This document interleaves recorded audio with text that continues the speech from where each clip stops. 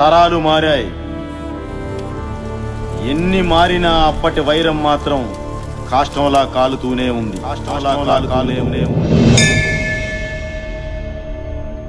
రెండు తరాల నుంచి ఈ అకృత్యాలను తన కళ్ళతో చూసిన ఆ రెండు వంశీకులకు సంబంధికుడైన రాజా రంగనాయకులు ఆ వంశాల మధ్య రాజీ ప్రయత్నం చెయ్యాలని సంకల్పించాడు.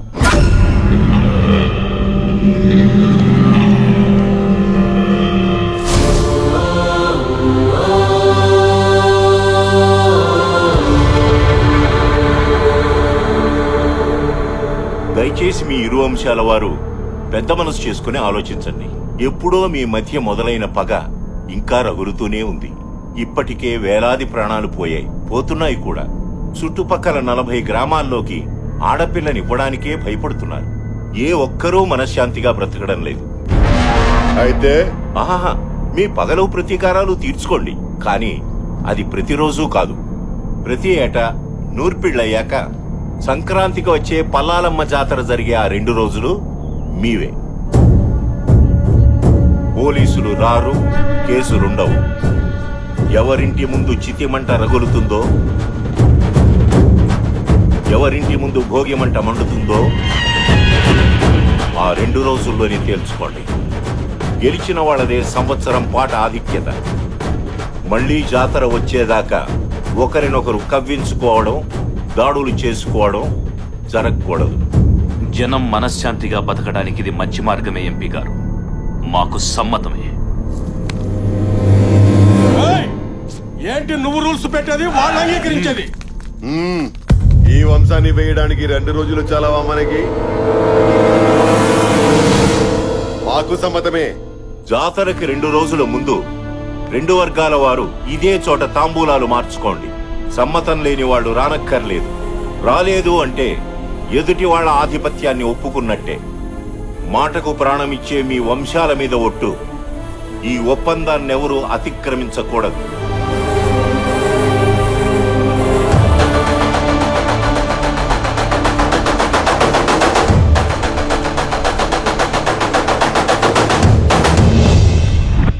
ఆ నిర్ణయం ప్రకారం అప్పటి నుంచి జరుగుతున్న ఉత్సవాల్లో వాసిరెడ్డి వారే గెలుస్తున్నారు.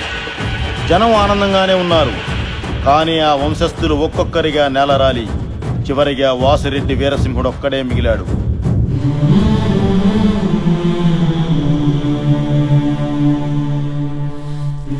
తాంబూలానికి వస్తున్నాం పంతులు గారు. అయ్యా, ఓడిన శత్రువు బలాన్ని పెంచుకున్నాడు. మీరు అందరినీ పోగొట్టుకుని ఒంటరి వారయ్యారు. భగవంతుడు మీకు 3 ఆడపిల్లల్ని ఇచ్చాడే తప్ప ఇంటి వారసుని ఇవ్వలేదు. మీ తర్వాత ఈ జనాన్ని వాళ్ళు ఏం చేస్తారోనని భయం వేస్తుందయ్యా. అయ్యా, అమ్మగారు హాస్పిటల్లో ప్రసవించారు. ఇంటికి వారసుడు పుట్టాడయ్యా. దేవుడు కరుణించాడు. బిడ్డ మహత్జాతకుడవుతాడు.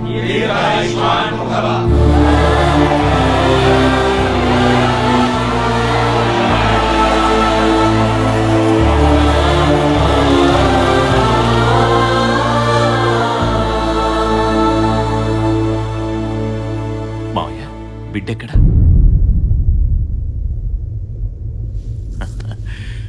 ప్రాణం లేకుండా పుట్టాడు.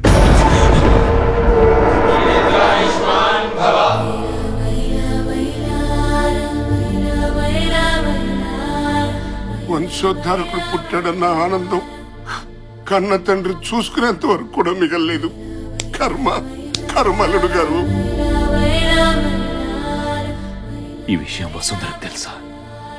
తెలియదు గారు.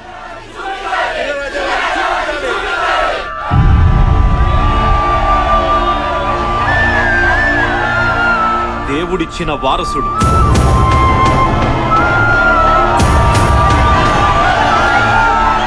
నా తరువాత జనానికి బలం లేదనుకున్న వారికి ఆ భగవంతుడు పంపిన బ్రహ్మాస్త్రం.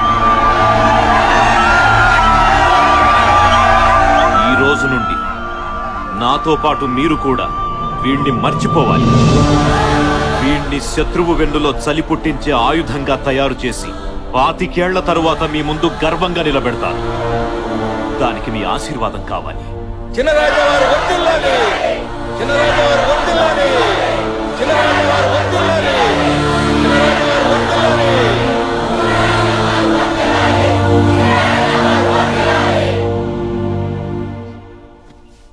పూర్తి చేయండి మావయ్య. అలా చెప్పారేమిటి అల్లుడు గారు? ఏం చేయమంటారు మావయ్య? ఆ ప్రజల గుండెల్లో ధైర్యాన్ని బతికించాలి, శత్రువు గుండెల్లో భయాన్ని బతికించాలి, ఆ తల్లి గుండెల్లో ప్రేమని బతికించాలంటే నిజం తెలిసిన మనం అనుక్షణం చావాలి. మరి వారసుడు ఎలా వస్తాడు? నా తరువాత జనాన్ని కాపాడడానికి నా బిడ్డ కాకపోయినా ఆ దేవుడు ఎవరో ఒకరిని పంపిస్తాడు. అప్పటి వరకు పోరాడుతూ ఉండడమే. పూర్తి చేయండి.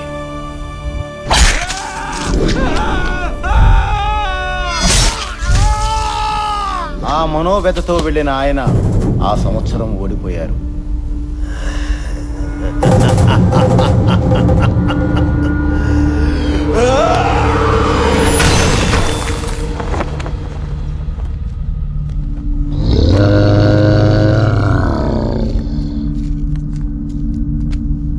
మా ఇంట్లో మనుషులు చస్తే పండగ చేసుకున్నారు, వాడింట్లో వారసుడు పుడితే పండగ చేసుకున్నారు కదా. ఈ రోజు నుంచి ఈ ప్రాంతంలో ఎవరు మగబిడ్డని కనడానికి వీల్లేదు. పుడితే మాకే పుట్టాలి. 5 ఏళ్ల తర్వాత మీరు ఎదురు చూస్తున్న వారసుడు వస్తే వాడి వెనక నిలబడడానికి, చెత్త ఎత్తేయడానికి దిక్కుండకూడదు. కాదు కూడదని ఎవరైనా మగబిడ్డని కంటే చంపేయడమే. ఇక ఈ జెండా దించేవాడు గాని ఇంకో జెండా ఎగిరేసేవాడు గాని రాడు, రాలేడు, రానివ్వను.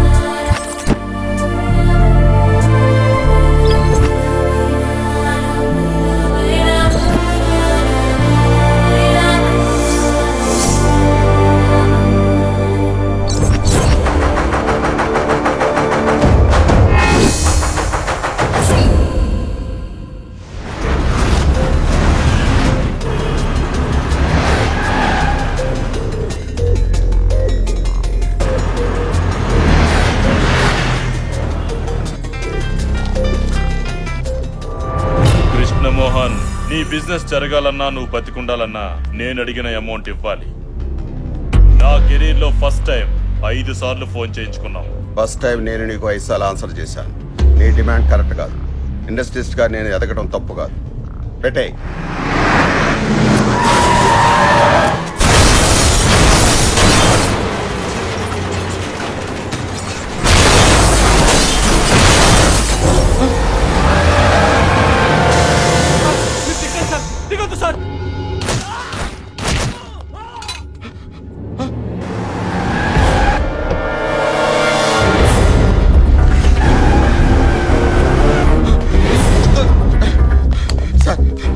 వాళ్ళని చంపడానికి వస్తున్నారు సార్. నన్ను కాపాడండి sir. Please sir, please sir. Sir sir sir నన్ను కాపాడండి సార్. వాళ్ళని చంపడానికి వస్తున్నారు సార్. చంపితే చావు, మధ్యలో మమ్మల్ని చావమంటావా? అది కాదు సార్. అర్థం కదా? Hello, yes.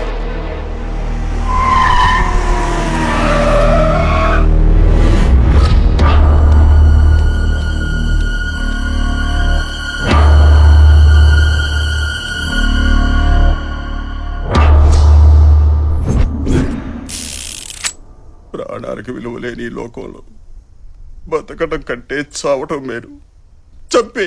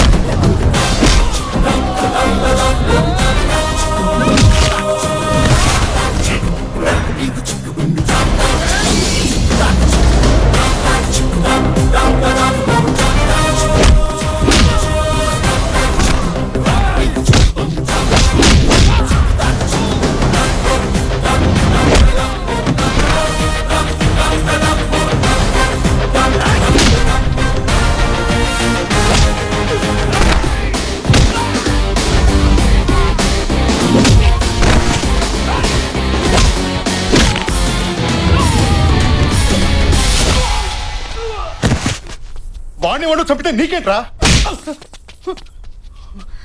చంపడమా? చంపడం ఏంట్రా? అసలు ఆ పదం ఏంటి? తుడుచుకో అన్నా. బేసిక్ డబ్బు అనేది తినటానికి ఉండటానికి పనికి రావాలి, చావడానికి చంపుకోవడానికి కాదు. మాట్లాడుతున్నా వినరే? ఈడెక్కడా? హలో, పని అయిపోయింది, ఇరిగిపోయింది. ఈడికి బాగా అర్థమైంది. ఏం కాలేదు కదా సార్? నాకేం కాలేదు, థ్యాంక్స్ బాబు. ఎంత కమ్ముడు పొద్దండి? ఏమిటది? ఆ థ్యాంక్స్ అనే మాట మార్కెట్ లో ఎంత కమ్ముడు పొద్ది అని. అర్థమైంది. ఎంత కావాలి? ఇప్పుడు బై మిస్టేక్ మీరు పోయారే అనుకోండి సార్. పోయారే అనుకోండి, అంత్యక్రియలకి, పందిళ్ళకి, పంతులకి, పిండాలకి, వస్త్రదానం, గోదానం, భూదానం, అన్నదానం, ఆదానం, ఈదానం అని బోలెడు ఖర్చేది కదా సార్. ఇప్పుడు అదంతా మిగిలినట్టేగా. ఆ మిగిలింది ఇవ్వండి సార్. నీ లాజిక్ బాగుందయ్యా. నా లెవెల్కి అయితే 10 లక్షలు ఖర్చు పెడతారు. అవును, ఇందాక గొడవలు నీకేమైనా అయ్యుంటే? సార్, ఆ దేవుడు మనకో లైఫ్ ఇచ్చాడు, 10 మంది లైఫ్లు నిలబెట్టే దమ్ము ఇచ్చాడు. మన ప్రాణం పైన ఒకరిని కాపాడామనే సాటిస్ఫాక్షన్ ఉంటుంది చూడండి, అది చాలు సార్. ఈ ప్రాసెస్ లో మనం పైన ఏడ్చేవాడు ఒక్కడు కూడా లేడు సార్, అనాథని. విషయం ఉందయ్యా నీలో. మాట ఎటైనా తిప్పుతున్నావు, అడ్డసుడిగాను పెడుతున్నావు. రాజకీయాల్లో దిగితే పైకొస్తావు. సార్, అది డిసైడ్ అయ్యేది అక్కడ, రాతుండేది ఇక్కడ, గీతుండేది ఇక్కడ, దాన్ని నిలబెట్టే దమ్ముండేది ఎక్కడ. నాకేదో కావాలనిపిస్తే దిగను, నన్ను జనం రావాలని పిలిస్తే మాత్రం ఆగను.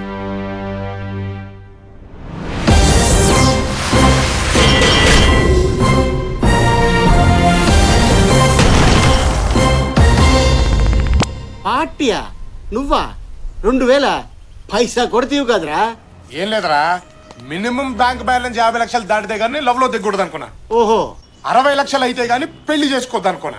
అలాంటిది ఇందాక రిస్క్ లో ఏకంగా 25 లక్షలు వచ్చేసిందిరా. Very good. దాంతో మన బ్యాంక్ బ్యాలెన్స్ 63 లక్షలకి వెళ్ళిపోయింది. మినిమం నెలకి 30,000 రూపాయలు వడ్డీ. దాంతో మా ఆవిడ బ్రహ్మాండంగా బతికేస్తుంది. కాబట్టి ఒక మంచి అమ్మాయిని వెతికి ఆ అమ్మాయినే లవ్ లో దించి పెళ్లి చేసుకుని ఆ అమ్మాయి ఇంటి పేరుతో హ్యాపీగా బతికేయాలన్నమాట. కాబట్టి అర్జెంట్గా ఒక అమ్మాయిని 63 లక్షలు ఓనర్నే గుద్దేస్తావరా? నీ డిక్కీకి ఇక బొక్కరా, నువ్వు అయిపోయావు.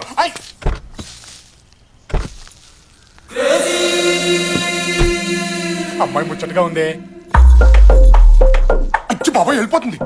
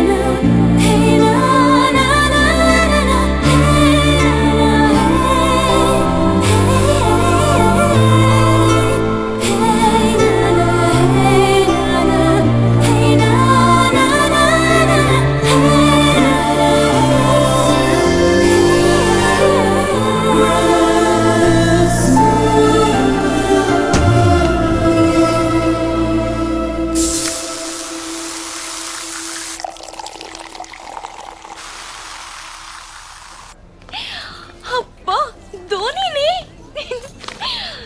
ఏమున్నాడే.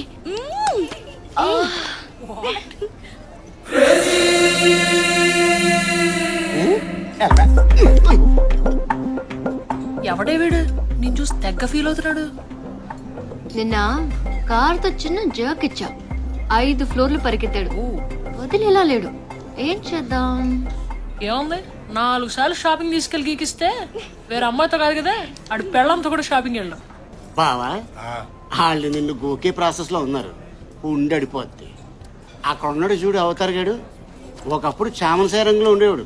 ఆయన్ని గోకి తెల్లగా చేశారు. ఇంపాసిబుల్. దేవుడు హుండీలో డబ్బైనా లాక్కోగలుగుతారేమో గాని మన అకౌంట్ లో క్యాష్ టచ్ కూడా చేయలేరు. అప్పుడియా? ఆమా. వాడి గురించి డిస్కషన్ ఏంటి? ఏ ఇట్రా. నన్నా అండి? నిన్నుగాక నీ పక్కన నాకు తొట్టం గాడినా?